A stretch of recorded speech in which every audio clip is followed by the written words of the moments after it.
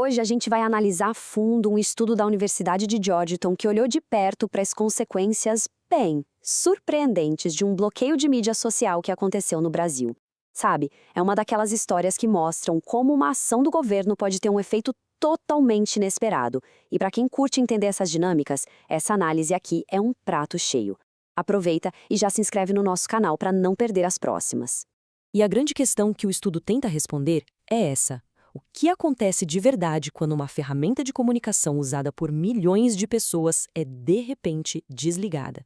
Como a gente vai ver, a resposta não é nada óbvia e revela uma dinâmica social fascinante. Então vamos começar pelo começo, pelo primeiro ato dessa história, a ação do governo e a consequência mais imediata, aquela que todo mundo já esperava. E aqui sem grandes surpresas. Para a gente entender direitinho o que rolou, essa linha do tempo é fundamental. Ali, em meados de agosto, a plataforma estava pegando fogo, com todo mundo discutindo a possibilidade do bloqueio. No dia 31 de agosto, aconteceu. O bloqueio foi implementado. A plataforma ficou inacessível por semanas e só em outubro o acesso foi liberado de novo. E aqui está a prova visual do que era esperado. O gráfico não mente. No exato momento em que o bloqueio começou, a atividade na plataforma despencou. Foi uma queda brusca, gigante, confirmando a primeira parte da história. Só que, claro, a história não acaba aqui. Se fosse só isso, não teria muito o que analisar, né? Essa queda absurda no número de usuários era só a ponta do iceberg.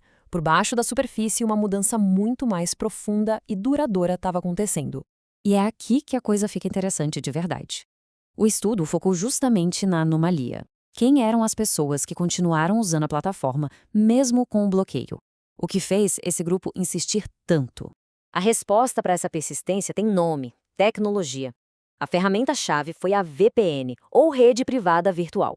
Explicando de forma bem simples, uma VPN esconde de onde você está acessando a internet. Ela faz parecer que a sua conexão vem de outro país, o que permite, na prática, driblar bloqueios geográficos como esse que foi imposto. E aqui está o pulo do gato do estudo. A análise mostrou quem formava esse grupo persistente. Eram, na sua maioria, os usuários alinhados à direita. Para eles, usar uma VPN para furar o bloqueio não era só por conveniência. Era quase um ato de protesto contra a medida. E o engajamento era tão alto, mas tão alto, que o uso da plataforma voltou a crescer um pouco, mesmo com o bloqueio ainda de pé. Bom, e isso nos leva à grande revelação da pesquisa. O bloqueio não foi só um interruptor de liga-desliga. Ele funcionou na prática como um filtro que acabou alterando completamente o equilíbrio político da conversa dentro da plataforma. Certo, mas como os pesquisadores chegaram a essa conclusão? A metodologia foi bem robusta. Primeiro, eles mapearam 242 fontes de notícias e as classificaram num espectro político. Depois, analisaram que quase 9.000 usuários ativos compartilhavam. Com todos esses dados, eles conseguiram calcular uma espécie de centro de gravidade político da plataforma, antes, durante e depois do bloqueio. E o resultado dessa medição mostra um contraste impressionante. A gente poderia esperar que o bloqueio diminuísse a influência de todo mundo, certo? Mas a realidade, segundo o estudo, foi bem diferente. Ao filtrar para fora uma parte dos usuários, a medida acabou, sem querer, aumentando a influência relativa do grupo que ficou. A voz dele se tornou proporcionalmente muito mais alta no debate. Essa frase que eu adaptei aqui da análise do estudo resume a descoberta perfeitamente. Com a saída em massa de usuários de um lado, principalmente de esquerda, e a permanência dos mais engajados do outro, majoritariamente de direita, a plataforma se transformou num ambiente politicamente diferente. Aquele equilíbrio de antes simplesmente deixou de existir. Mas talvez a consequência mais impressionante não foi o que aconteceu durante o bloqueio, e sim o que veio depois. Porque o estudo mostra que essa mudança não foi algo passageiro, ela se tornou permanente. Quando a plataforma voltou ao ar para todo mundo, nem todos que saíram resolveram voltar.